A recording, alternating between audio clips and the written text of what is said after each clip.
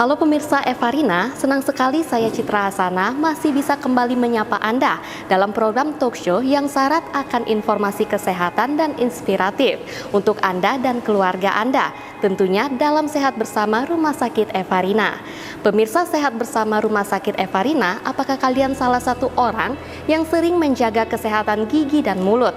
Apalagi kita pasti sering tuh mengkonsumsi makanan yang manis seperti permen, coklat, kue, dan banyak lagi ya pemirsa. Tanpa disadari, makanan yang manis itu akan menempel pada gigi kita. Jika kita tidak bersihkan dengan benar, akan menimbulkan beragam penyakit. Tidak hanya penyakit pada gigi dan mulut, tetapi juga pada kesehatan organ lain ya pemirsa. Dikarenakan kesehatan gigi dan mulut ini berkaitan erat dengan kesehatan tubuh yang lainnya pemirsa. Nah pemirsa, saat ini saya sedang ada di Rumah Sakit Evarina. Saya ingin bertemu langsung bersama dokter giginya ya pemirsa. Ikutin saya terus yuk. Halo pemirsa, saat ini saya sedang bersama Dokter Ella. Nah Dokter Ella, gimana sih kabarnya sekarang ini dokter? Puji Tuhan baik, sehat. Oke, jadi kita mau nanya-nanya sedikit nih dok. Boleh. Dok, apa sih yang dimaksud dengan gangguan kesehatan pada gigi dan mulut dok? Gangguan kesehatan pada gigi dan mulut itu sebenarnya banyak ya. Cuma yang paling sering terjadi di masyarakat ini adalah gangguan pada gigi. Gangguan pada gigi, ada gangguan pada gusi, gangguan pada mulut. Yang paling sering rata-rata semua orang alasannya ke dokter gigi itu adalah gangguan pada gigi. Biasanya karena giginya berlubang, giginya sakit, kemudian diikutin oleh gangguan yang lain. Ada gangguan pada gusi, gusinya bengkak. Bisa juga gangguan pada mulut, ada kadang yang mulutnya luka, kena tergigit bisa menyebabkan luka juga dan nyeri. Bisa juga ada karena gangguan karang gigi yang menumpuk begitu. Jadi banyak penyakit gangguan-gangguan pada gigi ini tidak hanya bisa dijelaskan dengan satu-satu gitu loh. Jadi istilahnya bisa jadi dalam satu pasien itu bisa mempunyai beberapa masalah gigi begitu ya. Gitu. Jadi kalau untuk permasalahan apa saja yang sering terjadi pada gigi dan mulutnya ini dok? Yang saya bilang tadi, yang paling sering itu pada saat pasien datang itu biasanya mereka itu sudah dengan keluhan giginya sakit, giginya bengkak gitu. Terus biasanya nyerinya sudah tidak tertahankan sampai kadang-kadang mereka bisa ada gusinya jadi bernanah. Oh gitu, saking parahnya ya dok? Ya, gusinya bernanah, pipinya bengkak sampai bisa menyebabkan bengkakan juga pada pipi dan mata. Oh, gitu. Jadi larinya dia tidak hanya di mulut aja ya, dia lari ke mata ataupun betul. Gitu. Jadi apalagi kalau mereka sudah istilahnya ada kan orang berpikir seperti ini. Udahlah sehari aja ditahankan dulu, nggak usah minum obat warung aja. Padahal mereka tidak mengerti kalau bakteri itu makin menyebar. Akhirnya semua keadaan pada giginya jadi terganggu. Begitu. Jadi kalau untuk menjaganya nih dok, seberapa penting menjaga kesehatan gigi dan mulut? Sangat penting Kak, sangat penting. Karena kalau kita kalau dalam keadaan gigi kita sakit, mau makan susah, mau tidur susah, rasanya pengen marah terus, bawaannya emosional kalau lagi sakit gigi ya, apalagi. Dan itu juga kalau kita lagi mau makan dan terasa tidak enak, otomatis pencernaan kita akan terganggu. Kita jadi lapar, jadi emosian, jadi ya yang paling penting sih menjaga kebersihan mulut untuk mencegah berbagai penyakit yang sering terjadi ya pada mulut kita. Itu sih. Jadi ngefeknya itu ke yang lain juga ya dok? Ya, betul. Salah satunya pencernaan juga ya Ya, dokter, betul, ya? otomatis karena makanan masuk melalui mulut, pencernaan kita tidak akan berjalan, akan terhambat kalau mulut ataupun gigi kita dalam keadaan sakit. Begitu. Kalau untuk gimana sih dok terjadinya gembung pada gigi itu apa sih permasalahannya itu? Maksudnya ini bengkak. Oh ya, oke. Jadi kalau pada saat kita mencabut gigi, paling sering itu ada rasa bengkak ya, gusi kita bengkak. Nah itu biasanya karena pada saat kita mencabut, kita membuat luka. Nah, itu terjadi radang pada gusi. Nah, makanya itu kalau sehabis kita mencabut gigi, biasanya kita memberi pasien untuk anti nyeri, kita memberi juga mereka antibiotik supaya radang pada gusi itu bisa kembali normal nantinya. Diobatin dengan antibiotiknya, itu wajib gitu. Dan pada pasien itu sering antibiotik itu mereka nggak habiskan, padahal itu sangat penting. Kalau tidak dihabiskan, otomatis nanti tubuh kita akan jadi resisten terhadap bakteri, begitu. Jadi ya itu hal yang wajar sih kalau habis mencabut gigi terus bengkak. Nah, minum obat aja, nanti dia akan kempes kembali. Jadi itu wajar ya, Dok? Wajar. Jadi kan ada juga tuh orang yang panik, aduh kenapa ini, atau infeksi atau apa kayak gitu. Enggak. Tapi wajar ya, Dok? Ya, wajar. Biasanya sekitar 1-3 hari saat obat kita juga sudah habis, gusi kita akan kembali ke bentuk awalnya gitu. Gitu. Bekas pencabutan ya. Oke. Nah pemirsa, jadi itulah tadi pertanyaan-pertanyaan tentang gigi dan mulut pada Dokter Ella. Nah pemirsa, jangan kemana-mana pemirsa, tetap saksikan program Sehat Bersama Rumah Sakit Evarina.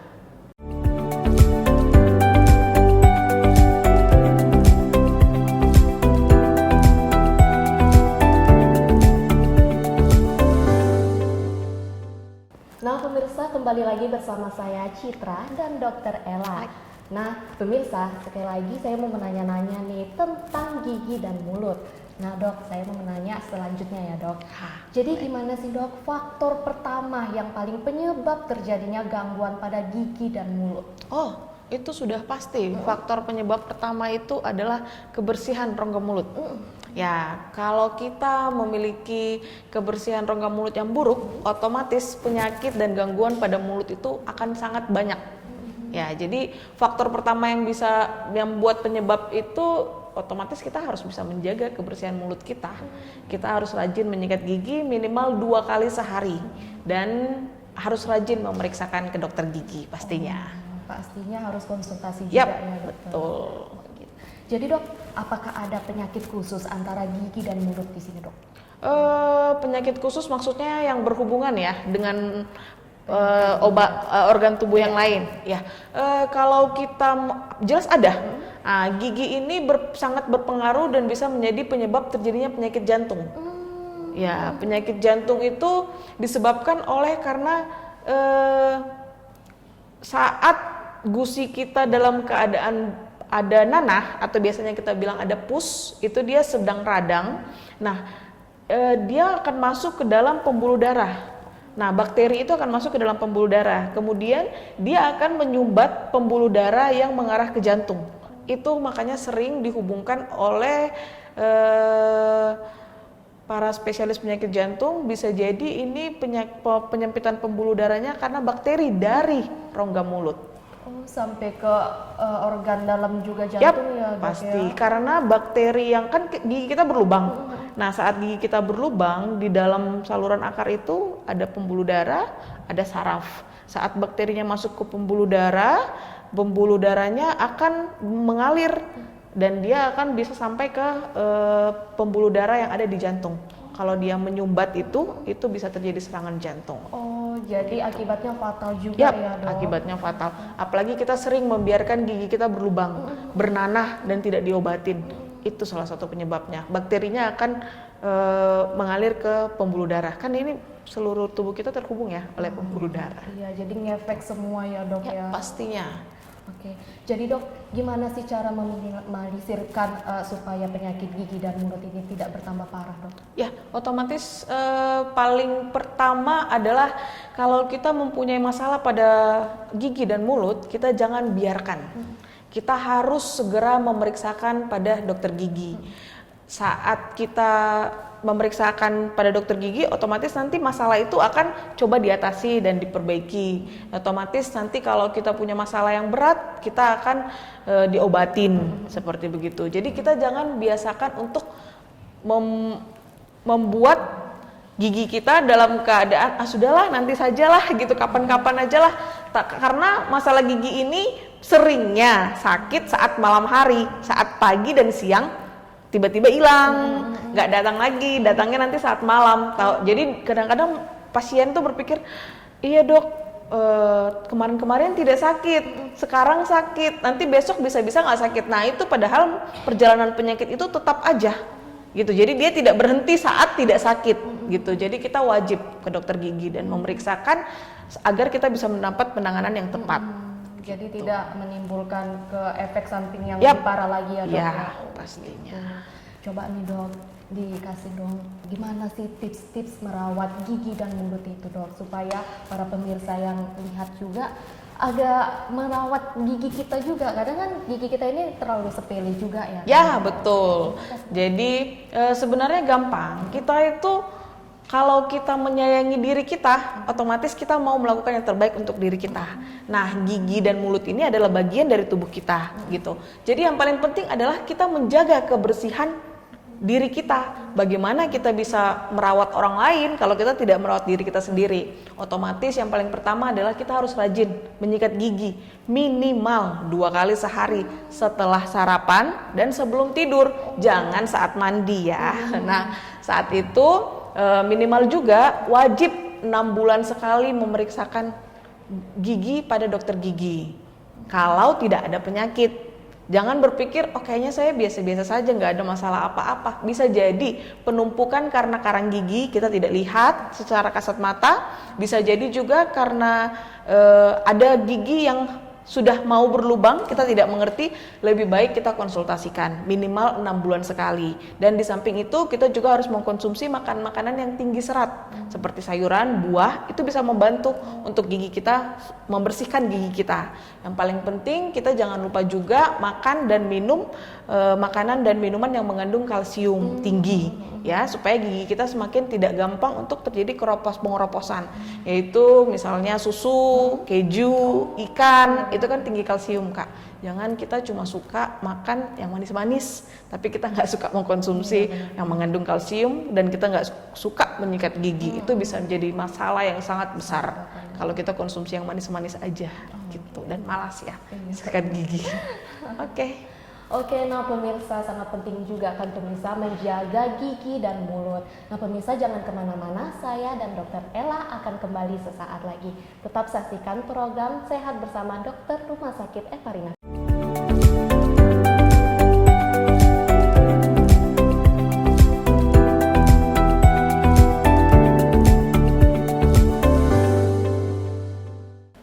Nah pemirsa, kembali lagi bersama saya Citra dan Dokter Ella. Nah dok, saya mau nanya lagi nih dok. Gak apa-apa kan dok saya nanya-nanya terus, soalnya sangat bermanfaat juga nih tentang menjaga gigi dan mulut ini kan dok. Dok, katanya nih dok, gigi bungsu itu umurnya itu tumbuh itu umur dari berapa ke berapa sih dok? Pada umumnya, tapi tidak pada semua orang ya. Pada umumnya gigi bungsu itu gigi geraham paling terakhir, atau kami sebut dengan bahasa kedokterannya molar 3. Nah itu dia tumbuh sekitar umur 17 tahun sampai umur 21 tahun. Tapi tidak menutup kemungkinan kalau di atas umur 21 tahun masih ada yang belum keluar. Iya, begitu. Jadi ada nggak kalau misalnya gigi tumbuh itu kan menyebabkan ada yang sakit gigi, bengkak, itu sangat mempengaruhi juga untuk kesehatan atau gimana? Ya, sangat pengaruh. Biasanya apalagi gigi paling terakhir ini terkadang, bukan terkadang sih, lebih tepatnya sering tumbuhnya itu dengan arah yang tidak tepat. Jadi mereka sering tumbuhnya dalam posisi yang miring dan tenggelam. Nah, saat tumbuh posisi miring, otomatis sisa makanan itu sering menyelip di antara gigi geraham yang kedua dan gigi geraham yang ketiga. Akhirnya di situ bisa menyebabkan gusi bengkak, sakit, apalagi kalau giginya tidak keluar. Nah, itu kalau giginya tenggelam dalam kondisi dia seperti ini ya, dia mendorong gigi M2-nya, otomatis gigi ini akan terasa sakit. Nah, itu menyebabkan paling sering kalau giginya tidak keluar dengan arah yang benar, itu kami para dokter gigi biasanya sering menyarankan untuk dicabut, apalagi sampai menyebabkan perasaan tidak nyaman atau sakit ya. Lebih bagus masalahnya dihilangkan daripada itu akan timbul kembali gitu. Jadi kami melakukan biasanya ada operasi ringan, tidak berat, itu biasanya namanya odontektomi, begitu. Kalau misalnya tidak dioperasi, tapi dia memang tetap merasakan sakit dok, karena kan ada juga nih pasien yang nggak berani operasi, tapi dibiarkan aja gigi dia itu tetap gigi maksudnya itu tumbuh gitu dok. Ada nggak? Banyak, tapi perasaan sakit itu akan terus ada. Jadi masalahnya tidak hilang. Kita seperti menyimpan sesuatu yang kita tahu udah akan menyebabkan sakit, tapi kita tidak mau lepaskan. Tapi biarkan dokter. Ya betul, tapi kita biarkan saja. Akhirnya masalah itu datang kembali, kita mau konsumsi obat. Masalah datang lagi, kita minum. Jadi itu tidak menyelesaikan masalah, hanya membuat dia tidak sakit, tapi dia akan kembali lagi seperti itu. Jadi lebih bagus saran saya sih, kita mau hidup sehat, mau hidup nyaman, mau hidup makan makanan yang enak, otomatis kita hilangkanlah masalahnya. Gitu. Oh gitu ya, itu tadi tentang gusi ataupun gigi bungsu ya dok ya, itu menyebabkan yang sakit juga ya dok? Ya pasti. Oke. Jadi nih dok, sekali lagi nih dok, pesan agar menjaga kesehatan gigi, mulut, dan karang-karang supaya menjaga kesehatan gigi ini apa sih dok? Pesan-pesannya kalau sejak dini ini artinya saya mention di sini sejak anak-anak. Nah, ini sangat penting nih. Kita terkadang menyepelekan hal-hal yang berpikir seperti gini. Pasien saya sering sekali datang banyak pasien anak, ya, dalam keadaan mereka baru berusia 3 tahun, gigi mereka sudah rusak semua. Karena apa? Karena kita hanya berpikir mereka masih anak-anak kok. Apalagi saat gigi mereka umur 6 bulan, anak-anak mereka belum mempunyai gigi. Orang tua tuh berpikir sepele, mereka belum punya gigi, ngapain disikat? Nah, padahal itu salah. Mereka kan konsumsi susu. Nah, bagus kalau dia mengkonsumsi ASI. Tapi kalau dia mengkonsumsi susu formula, biasanya di situ ada sedikit mengandung glukosa, mengandung gula. Nah, itu manis. Mulutnya akan banyak menyimpan plak, sering di lidah, sering juga di gigi. Nah, itu kalau tidak dibersihkan, itu akan menyebabkan lama-lama menyebabkan gigi itu kropos. Jadi, sedari dini biasakan kita untuk membersihkan gigi anak. Supaya apa? Kita membuat habit. Nah, akhirnya saat kita udah besar, kita sudah tidak merasa menyikat gigi itu hal yang susah, hal yang tidak penting. Jadi kita merasa hal itu hal penting, seperti itu. Dan otomatis yang pasti kita harus biasakan untuk rajin ke dokter gigi. Minimal 6 bulan sekali kita harus periksa, kita harus juga menjaga pola makan kita. Jangan kita cuma suka makan yang manis-manis, yang coklat, tapi kita malas menyikat gigi. Begitu. Tidak hanya untuk orang dewasa aja, anak-anak juga. Ya, yang paling sering kan makan yang manis-manis anak-anak. Benar-benar. Ya, itulah. Nah pemirsa, itu tadi manfaat ataupun tentang berbagai jenis penyakit yang ada di gigi dan mulut yang kita rasakan sejak dini ya pemirsa. Nah dok, terima kasih ya dok telah memberi tips-tips ataupun pesan-pesan kepada pemirsa yang ada di rumah tentang menjaga gigi dan mulut tadi ya dok. Nah pemirsa, saya Citra Hasana dan Dr. Ella pamit undur diri. Terima kasih atas kebersamaan Anda dan tetap saksikan program Sehat Bersama Rumah Sakit Ekaterina.